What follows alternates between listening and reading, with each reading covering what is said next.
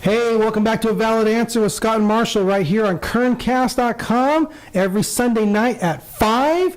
We have a new producer we have going today, Peta over here. You won't be able to see him in the shadows over there, but we keep our producers in the shadows, in the corners, away from everything where nobody can see them. That's right. It's all about us. It's all about us. Now, the valid answer is we're a pastor and an atheist. You'll have to guess which one is which. A pastor and... Yeah, sometimes you do.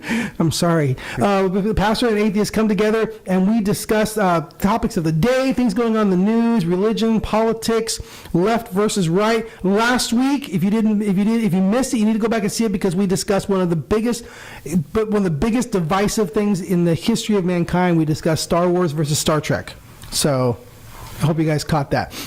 Yeah, it's a fun episode. If you missed it, you can catch it on our Facebook page, A Valid Answer. You can search for us on Facebook. You can also find it on Kerncast, but you probably have to scroll back a bit.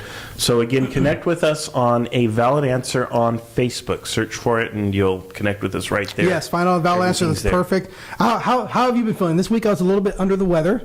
I have to share a little bit of this story because it was interesting in that on Wednesday I started having a sore throat. If you hear a throat lozenge in my mouth bouncing around right now in my teeth, that's what it is. I might start coughing. I got water. I started having a sore throat. So Thursday night I'm going to take some NyQuil, right? So I took a NyQuil every 4 hours, right? Took a NyQuil. I woke up at like 3 in the morning. I'm like, okay, I'm going to take another dose of NyQuil. I need to be able to work tomorrow. Get up in the morning, have breakfast, go to work. I'm on the way to work. I start coughing. I'm like, oh, I better pick up some cough drops because now it's hitting that, the sore throat's kind of gone away. And now you're in that where it's all coughing. So I drop off my daughter at school, go to the little corner store, grab some cough drops, and I see Dayquil.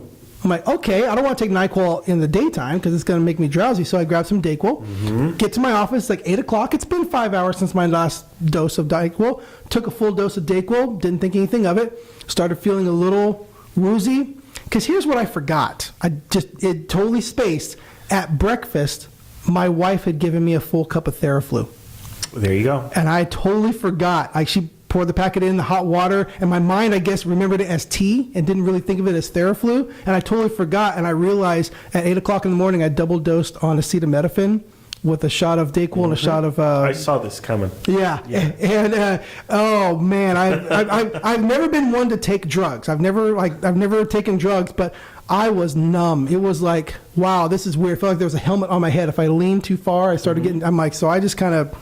Yeah, I kind of double dosed on medication. I've never done that before, and it was just a slip of the mind. I just forgot that she gave that to me, and man, that was a crazy experience. So I guess that was back in my drug days. That was my if I were at church on testimony night, that would be my testimony right there. That one time when I double dosed on acetaminophen.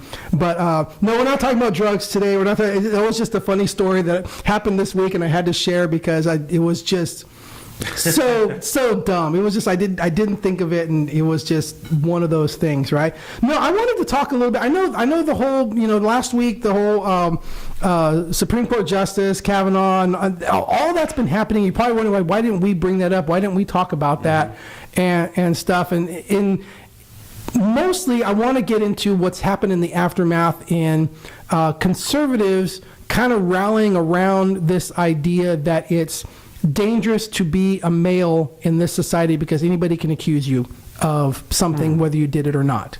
And me being the father of 2 teenage boys, part of me wants to lead credence to that. Part of me wants to be like, what can they do? If someone has a fairly pure reputation and then somebody comes at them with an accusation of sexual assault, who should we believe?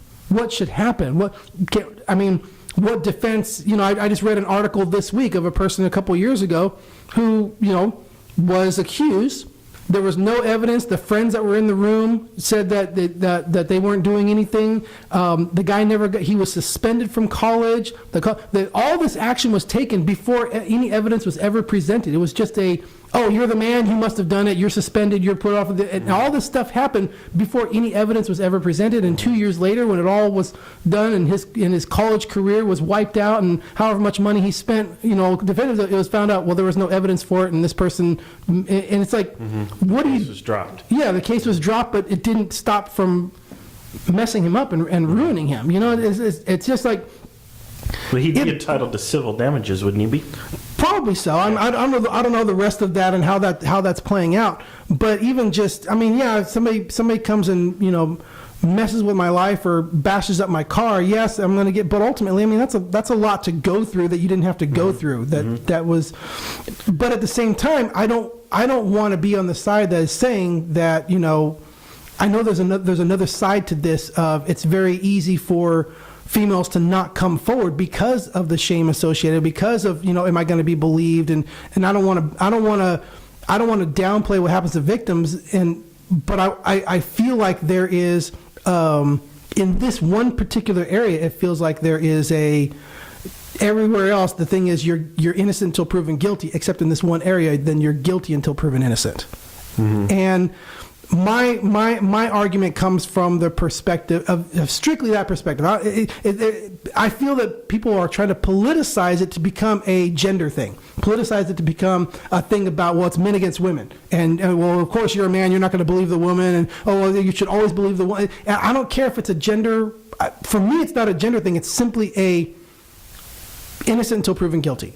That's for me. That's that if there's an accusation by anybody, it doesn't matter what gender, what sex they are, what color they're, whatever, what race, anything like that. It's just simply this person should be assumed to be innocent until enough evidence is produced to prove that they're guilty, and then they are guilty.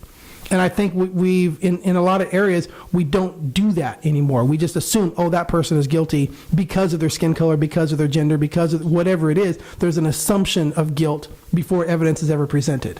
And with this whole, on top of that, with the whole Kavenaugh case, was the idea of the politicizing and weaponizing of this accusation of it didn't matter if it was true or false. The whole thing was, let's hold it until this moment so that we can use it as a political weapon to try to tie it up. And it was just the use of the hurt of the woman and the accusation of the man. Nobody cared about either of them. They just wanted to use it as a political tool to slow down the political process. Washington's a circus, isn't it? Yeah, and I could not, just for the sake of the way they used it, I wanted it to be like, this should be thrown out altogether. I don't care who's guilty and who's innocent. Just the fact that you didn't pursue it until this moment so you could use it as a political weapon, it should be off the table. For me, I just feel like that's to do that to both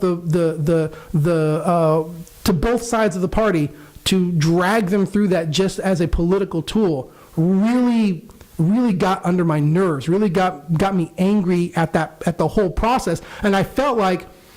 And again, that's what I felt that, who was it, Lindsey Graham, who said this has been a really bad example of, excuse me, now I'm coughing.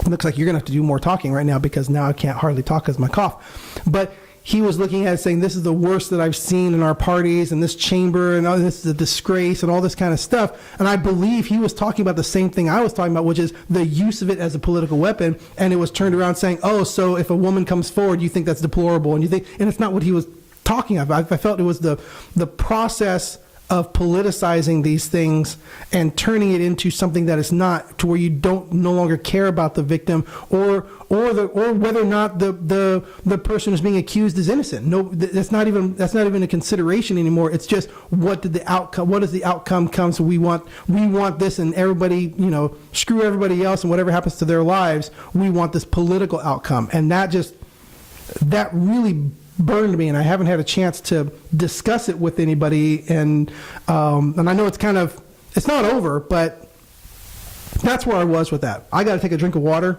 Tell me where you're at with this. I'm sorry. With what? You've laid out a few different things there.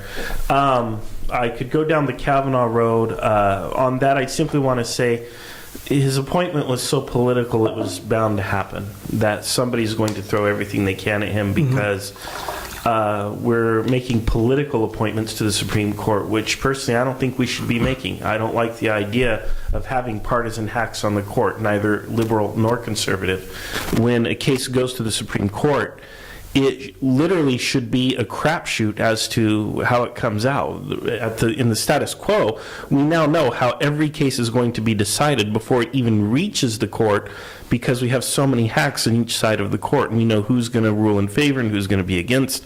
And what's the point of it? It becomes a farce, a political farce. In fact, the first Supreme Court justice ever impeached, I think the name was Samuel Chase, I could be wrong, because I'm operating from very long memory, but he was impeached because he was partisan.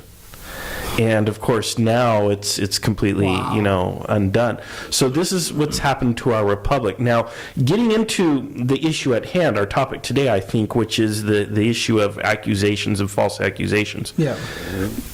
Certain accusations are so serious that they have to be taken seriously. In fact, you have to assume they are true, because you cannot abide the perpetuation of the risk or the danger in the event that they are in fact true. So murder? Well, yeah, certainly certain things like if a violent, but we're talking about rape here, so I don't want to go off into murder or something else. I want to talk about rape accusations. But what you're implying is that murder is not as important as rape.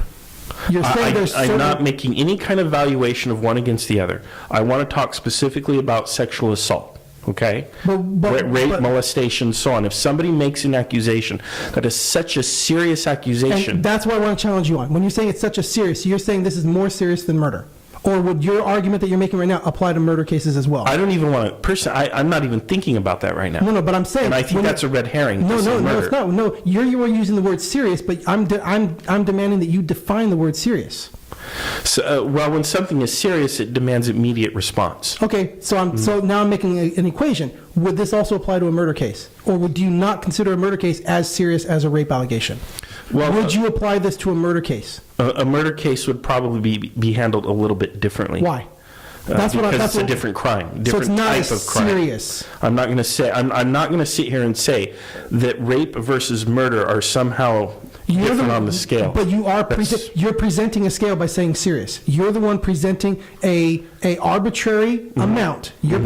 So I'm demanding that you define that amount according to other things, because you have to be able to do that. If you're gonna come out with your argument saying, well, there's certain serious, you have to be able to define serious now compared to other things that are not as serious.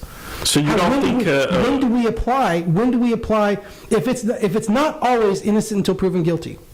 If it's not always innocent until proven guilty, you're making a case that there are some times when we have to assume, because of the seriousness of the charge, we have to assume that they're not innocent until proven guilty. Correct. Okay, so now you need to define when that becomes that line. Okay, well, first of all, I want to be clear that making that assumption is not a legal finding of guilt, and it's not a legal presumption. It is a presumption. Are you saying it should be treated differently by law enforcement and how they investigate? I'm saying it should be treated differently by everyone. You're a pastor at a church. Yes. If let's say you are the lead pastor, you're the head pastor, you're I don't know what you call that. Yeah. But are responsible. Some say lead pastor, some say senior pastor, head pastor, whatever. You're responsible for this congregation in this campus, let's say. I'm not personally, but let's just say that I have a congregation. Hypothetically, yes. Right? You have a congregation, and somebody makes an accusation against one of, let's say, your youth minister. God forbid, but let's say that happens. Okay. You are not going to sit there and say this person is guilty, and you're not going to hang them from the first tree that you find. No. Absolutely not. But you are not going to allow them to continue work in that ministry until a hearing has taken place.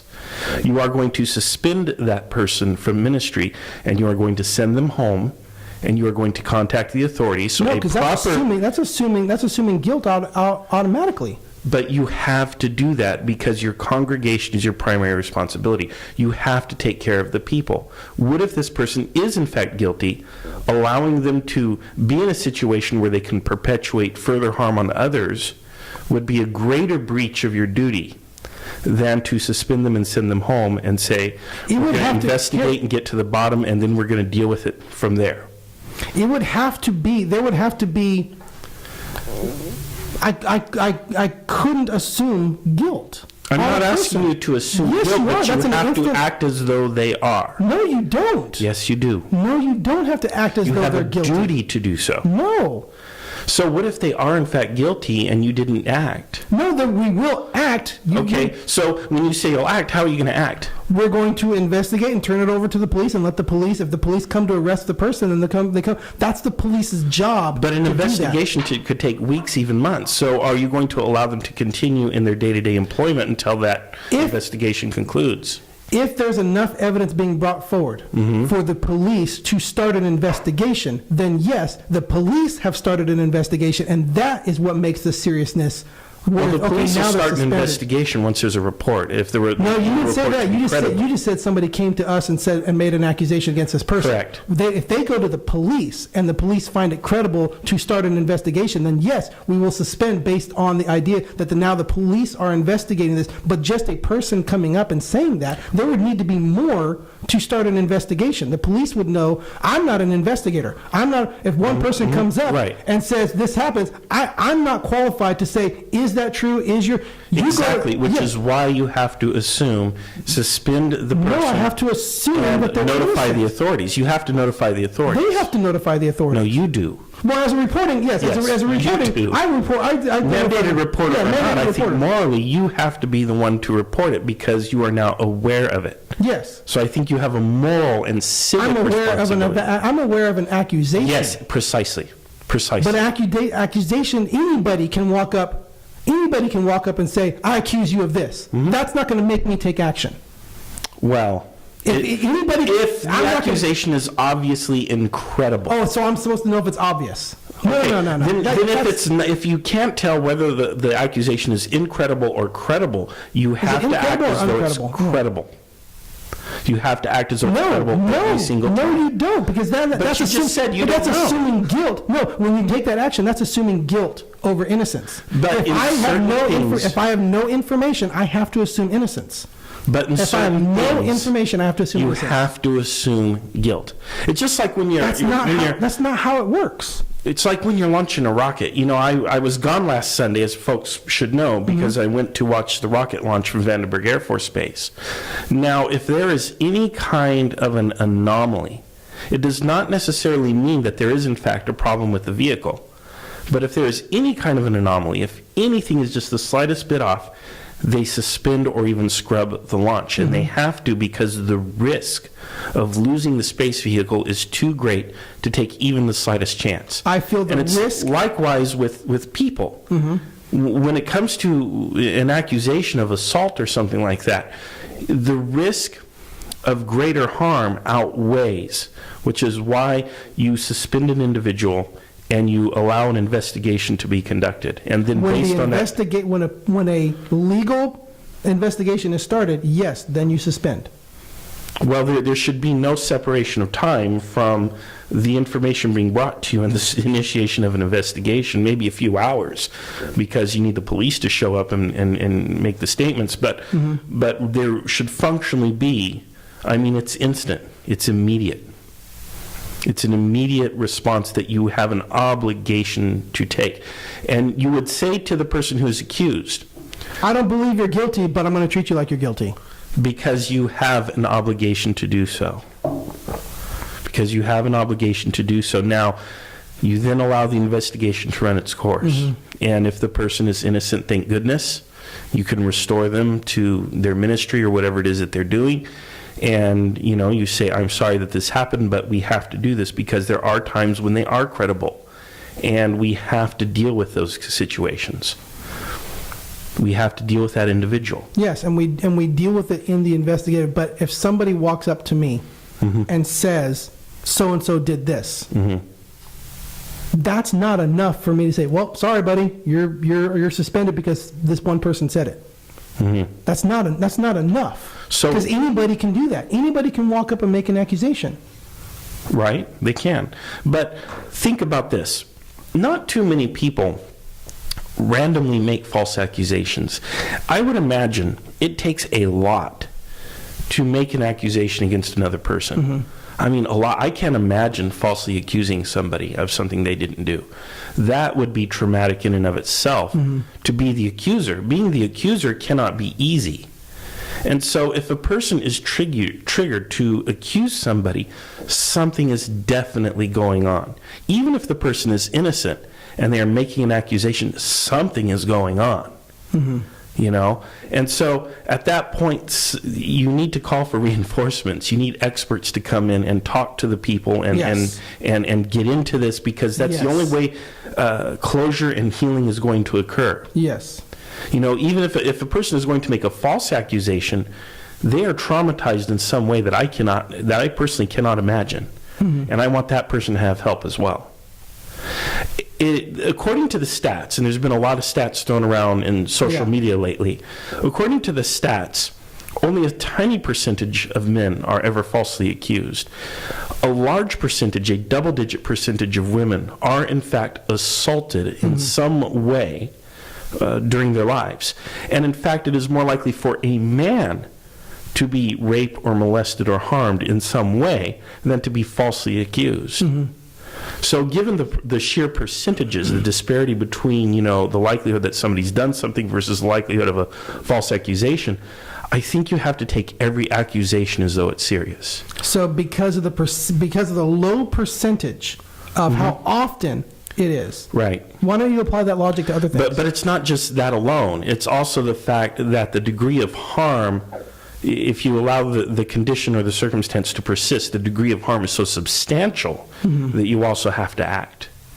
So it's not just the fact that you're weighing percentages, but it's also the degree of harm, the expense, the cost. And again, that's why they scrub a rocket launch, right?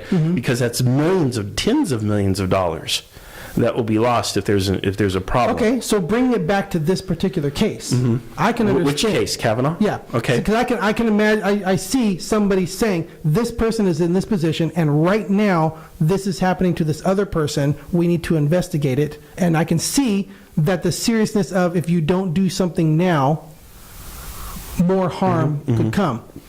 But what about, hey, I'm coming from 40 years ago, and now this person has lived 40 years with no evidence of such behavior. And I'm going to accuse what is the current harm that is happening if there is no evidence in this person's life from multiple people who say this is not how this person is, this is not how this person lives.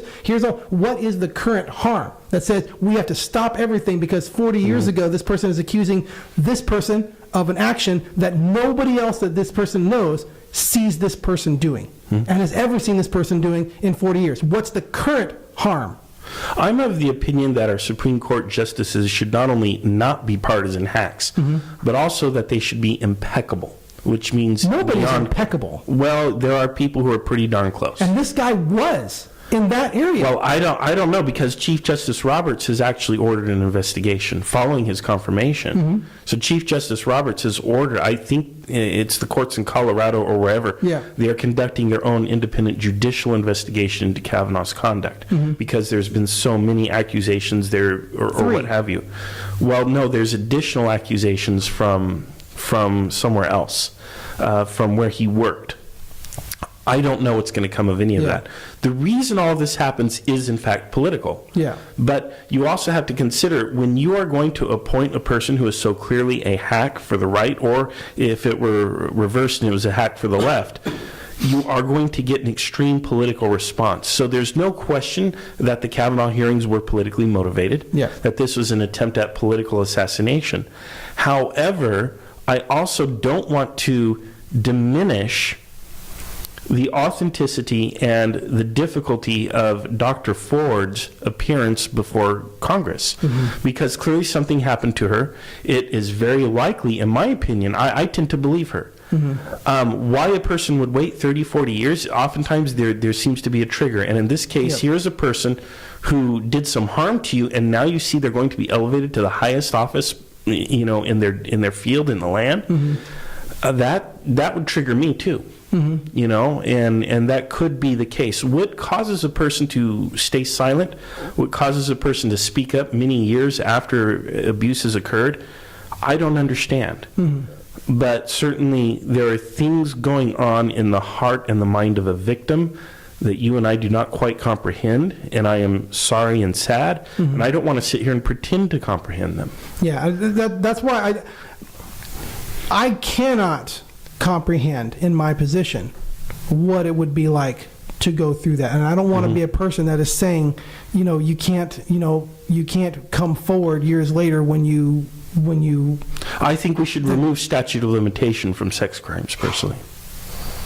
That sounds probably reasonable. But they are very hard to prove, because ultimately they do come down to a he said, she said situation. Yeah. So what should be the burden of proof? Should it be the same? I'm not changing the burden of proof.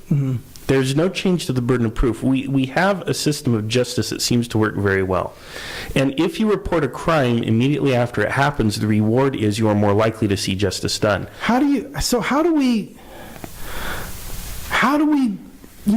get justice out of this? How do we? Because you don't always get justice. Yeah. You don't always get justice. But how can you? How can?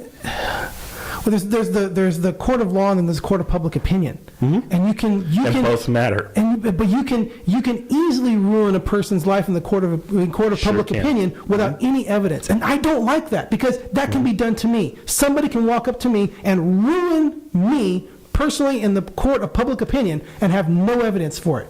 What's my defense? What's justice for an innocent person? The universe is not a just place. Terrible things happen. You could get randomly hit by a bus. There are random events. There's bad luck exists. Bad luck is a thing. But you can minimize the odds that someone is going to falsely accusing you by not doing behavior that puts you into that circumstance or situation.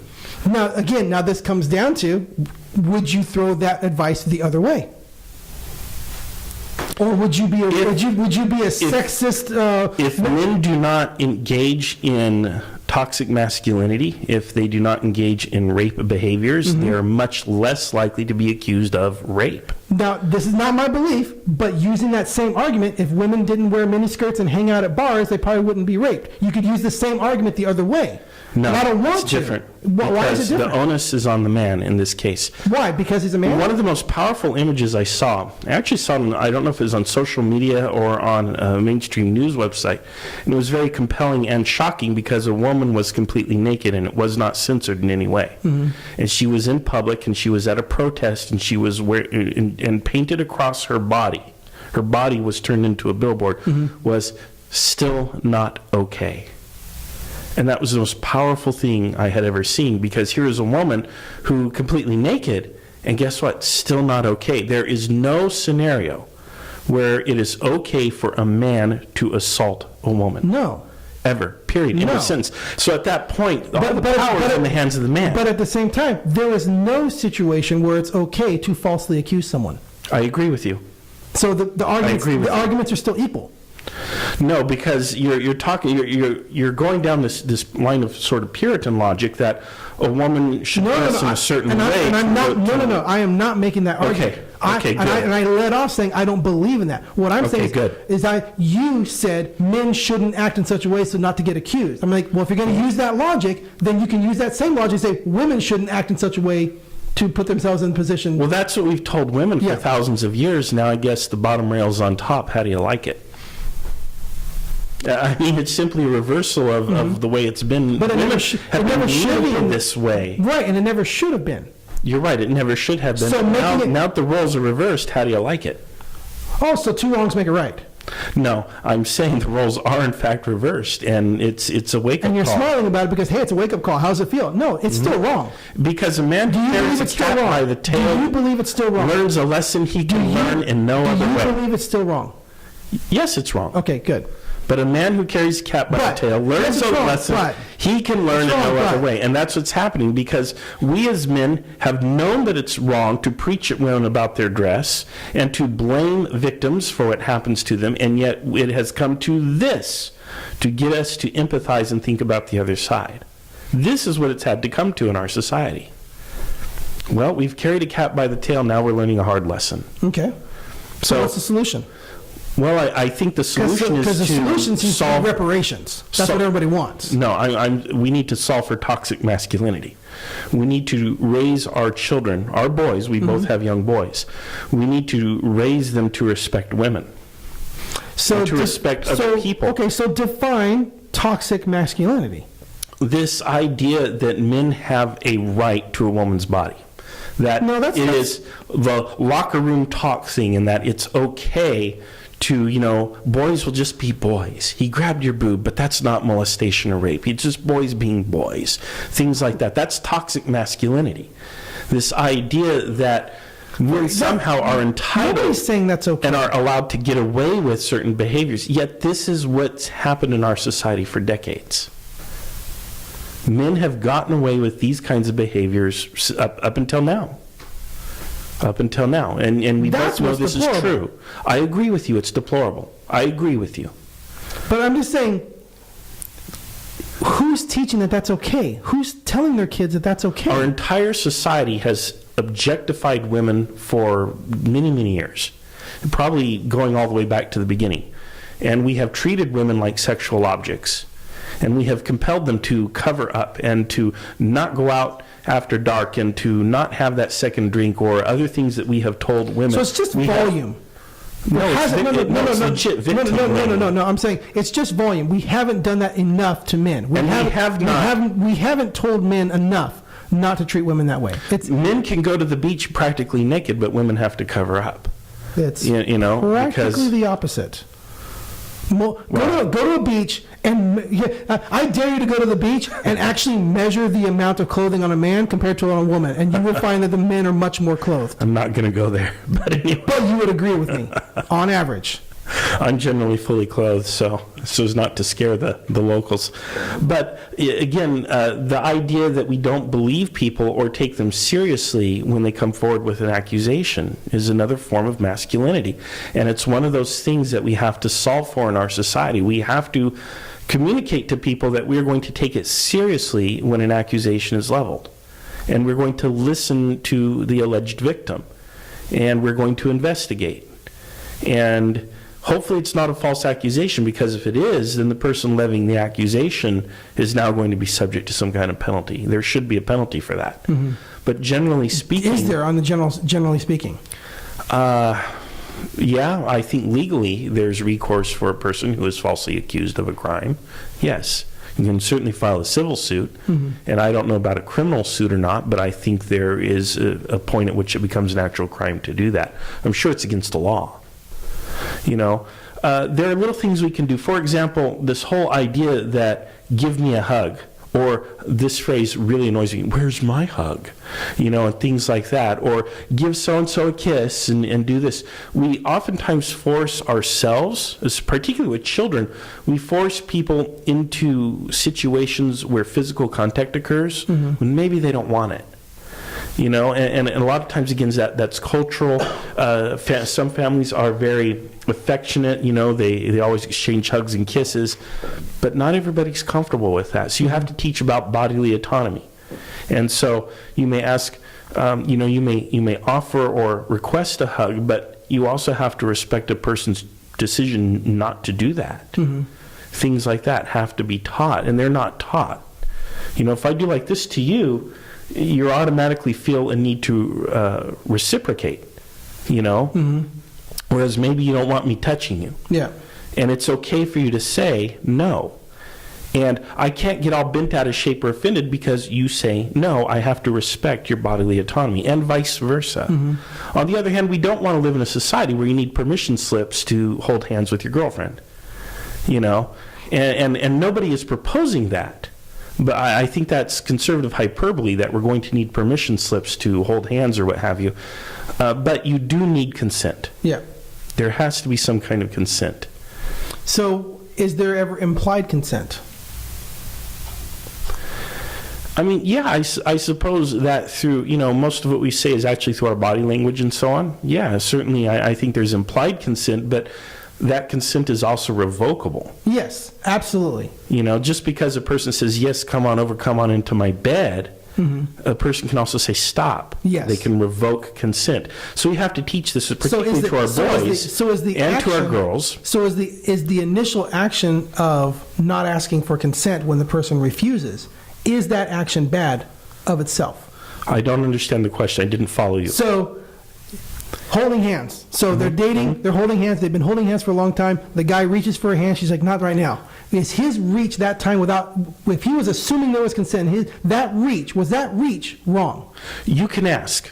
You are allowed to ask. In fact, there's actually a court case that I learned about in my business law course where it talked about, the woman sued the guy because he propositioned her in an elevator. And the ruling was, well, he can ask. Now, if she says no, then you ask again, then that's harassment. Yeah, exactly. So you can ask. That initial reaching the hand for her hand and she pulls away, that initial act is not evil, is not wrong. Because there was an assumption of consent before. Right. Now, if that person says no, then that person has to listen. Precisely. Exactly. Precisely. But I'm worried that are we going to be charged for the initial when there was assumed consent? Well, we shouldn't be. We shouldn't be. Okay. That'd be great. But now, if you reach over and grope somebody and you touch a private part of their body, which according to our culture we establish certain parts as private, then that's a form of assault. Right. But now hold on. If they're in a relationship and that's happened before, I think is there implied consent? Yeah. And then you touch, and then they say no, not right now. Then you need to back off. But even if it's a private part, if there was consent before, is applied consent still stand? I would think so, personally. Ceteris paribus, all things being equal. Yeah. But I would encourage every couple to have a conversation about this. Yeah. Especially when it's a new relationship, and if you're fickle about that sort of thing, or maybe you're one of those people who doesn't like to be touched. I don't like to be touched. If I let you touch me, it means I really like you. I'm your friend. Yeah. Like, I don't mind if you were to, give me a hug, say, yo, what's up, bro, or shake my hand. I don't have that issue with you because I know you and I like you. If I start blowing your ear, that's a different thing altogether. Don't tell him off camera, Scott. Oh, my gosh. But, generally speaking, you won't find me making the rounds, hugging and doing that with strangers and other people. I generally don't like that. Is someone who is like that inherently a worse person then? What do you mean? Someone who's a hugger. In this society, No. are they is that something that's now going to be frowned upon? Well, I would tell people, including people like myself, and this is something I do tell myself, sometimes a hug is just a hug. It's just a handshake. It's just a hug. It's just a pat on the back. It's not filling you up. It's not trying to sexualize you. Not every touch is sexual. Sometimes a cigar is just a cigar, as Freud said.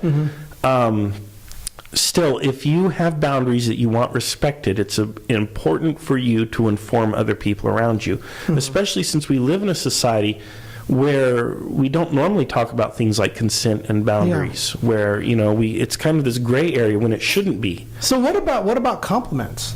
When is compliments a harassment? Well, if a person says stop and then you continue, then it crosses the line. Okay, that's if that was the legal case of what it was, I would think it is, and that would be great. That gives me more of a, because I personally am kind of a hugger. I'm more of a touchy-feely kind of person. I'm a very complimentary person. I mean, even today, there was someone taking pictures at church, and this young lady's like, "Oh, hold on, get this out. I need to be cute for the picture." I'm like, "Don't worry about it. You're always cute." And then I thought about it. I go, "Was that inappropriate?" It's just complimentary. But sometimes a compliment's just a compliment, right? Yeah. Now, if you follow that up with repeated contact and an attempt to, hey, give me your number or something else, then you're really pushing it. Right, and if the person says stop and you continue, then it's harassment. But is that initial, is the initial idea, is the initial, someone who is complimentary, who just is giving is that now becoming harassment? Should they hold back? I don't even, because somebody a coworker, female coworker shows up who's normally dressed a certain way, but they show up in high heels and a dress with makeup on. are you a sexist for saying, oh, wow, you look good today? Well, there is, in fact, a standard on that, and the standard, you're not going to like this, is in the mind of the person on the receiving end. So if the person on the receiving end feels harassed, then they're being harassed, especially after they've said stop.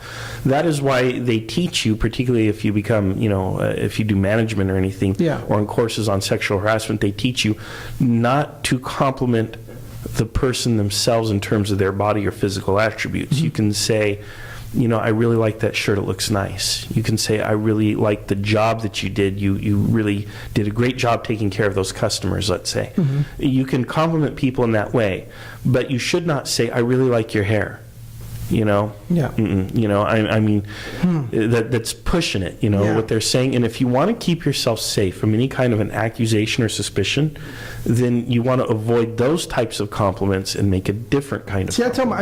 I tell my boys, if you don't want to be accused of being a drunkard, don't go around drinking. If you don't want to be accused of being a druggie, don't go around. Don't do drugs. Don't do drugs. Don't be womanizing people. Don't be womanizing women. Don't be one of those people who's always got.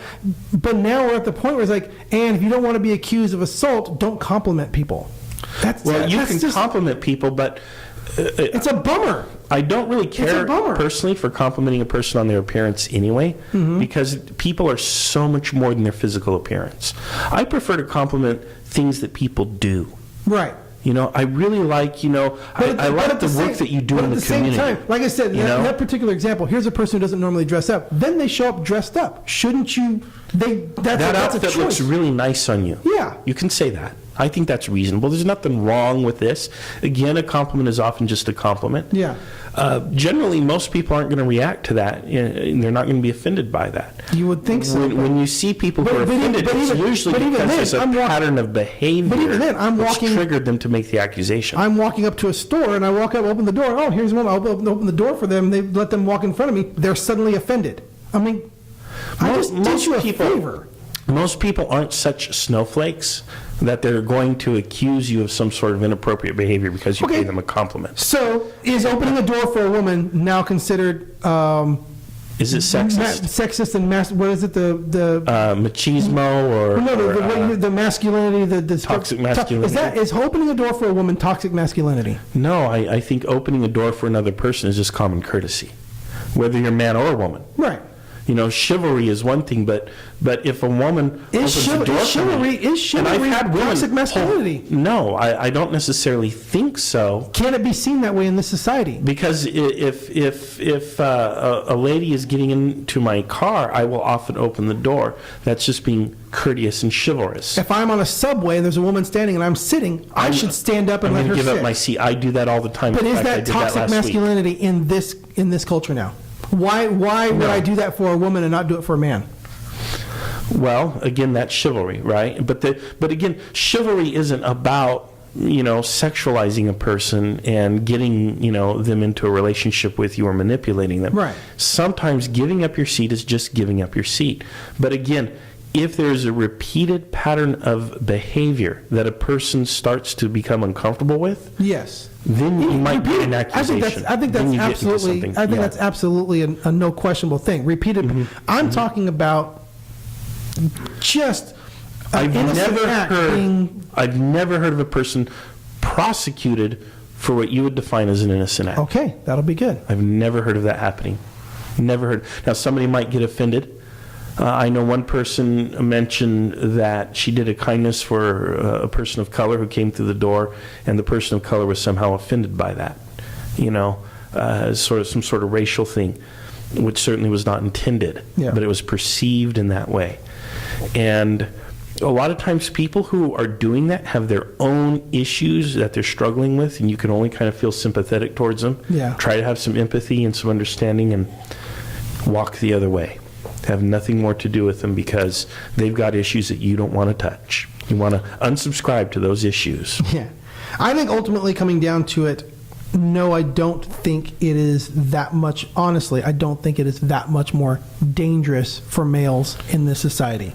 I think it's just, like you were saying, more eye-opening. Mm-hmm. It's more eye-opening. It's an awakening. It's an awakening to something. But the problem is a lot of times with those awakenings come the idea of, well, this is good and now we should have retribution. And I'm like, it doesn't make what's happening to men right. It's simply making men aware. But I don't. It's seen and now as justifiable, and I feel in our society it's seen as justifiable and praised that men are now being falsely accused, or now they're feeling the other side. It's like nobody should ever be praising the idea of now you're feeling the other side, aren't you? I don't. That shouldn't be praised. It's still wrong on both sides, but I do feel it's more of an awakening than it is an actual danger.